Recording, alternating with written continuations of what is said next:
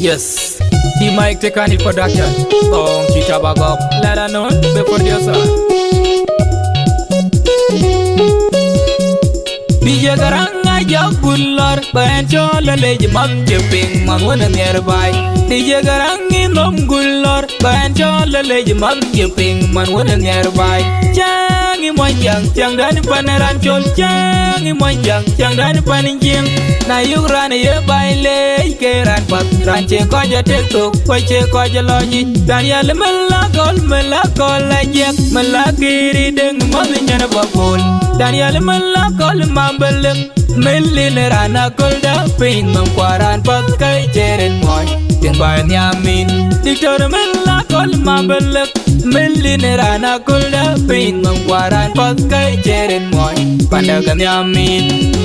Alaikin kaya yagram te koy Alai kaya gamram nyarbai Alaikin kaya yagram te koy Daniel Melakol ka generan man Warana yilay jeng chagben te bin bom keranda Na joga lui kirai mil kubiting kalegin Amak barda te nyoy jani yengo Ti chol cheng chi koy jakwe mambai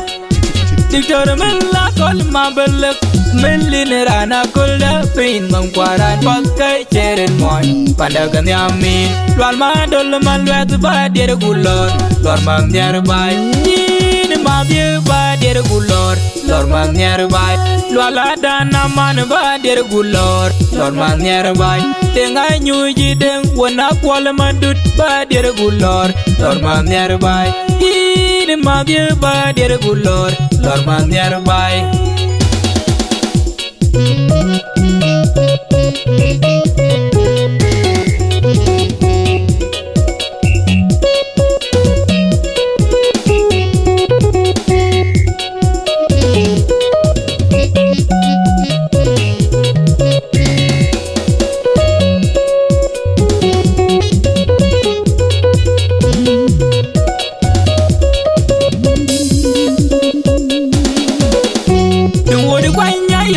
Yamin, Kuga Kamyam, you won't do Panacol like Jack Mayan, a pantit, a Magabayan, Pain, Mamma Kairil, Jeren Moy, Pandagan Yamin, Kungweli Dengaria, Pandagan Yamin, Angun Quadaman of Pandagan Yamin, Nalor Dong Mayar, Un Mayar Pure, Pandagan Yamin, Nalor by my George, Majanya call my ding, Pandagan Yamin, Nalor by Lulu, Kundi, the man called Pandagan Yamin, Nalor by Matyang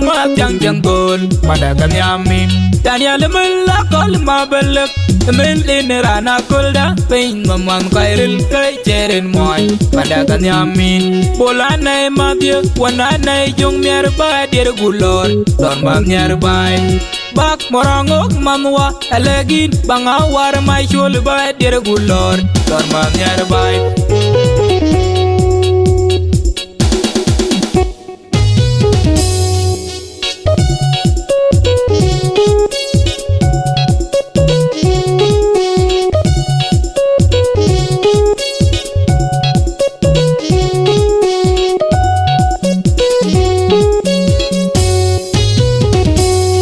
Garanga Jagular, Bancho Lele Mam Jipping, Mamuna nearby. DJ Garangi Nom Gular, Bancho Lele Mam Jipping, Mamuna nearby. Changi Moyang, Changan Panaranchol, Changi Moyang, Changan Paninjim. Na you run a baile, Keran Pat, Ranche Koja Tekto, Koche Koja Logi, Daniel Melakol,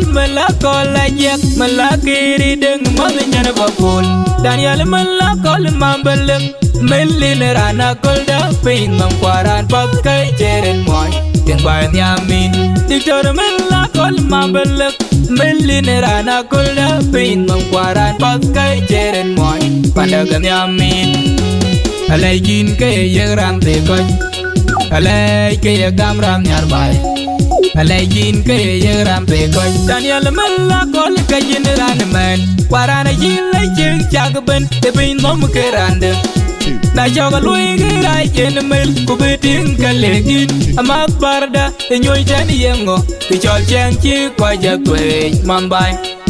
Dictor Melakol Mabelek Melin rana kulda pin mam kwaran pakai ceren moy pada kan yamin lwal ma dol man wet ba der gulor lor mang nearby ni ma bi ba der gulor lor mang nearby lwal dana man ba der gulor lor mang nearby tengai nyu ji den wana kwal mandut ba der gulor lor mang nearby ni ma bi ba der gulor lor mang nearby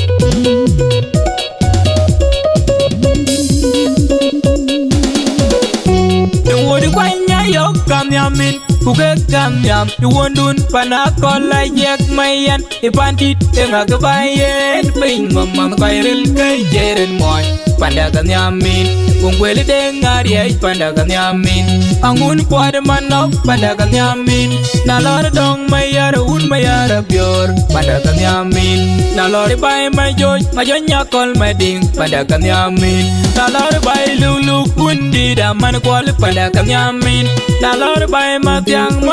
jangkol pandagan yamin Daniel melakol mabelek men rana kulda pain mamam kairil kay jeren moy pandagan yamin bolanay mabye wananay jong nerba der gulor don mam nerbay bak morangok mamwa alegin bangawar may shul ba der gulor don mam nerbay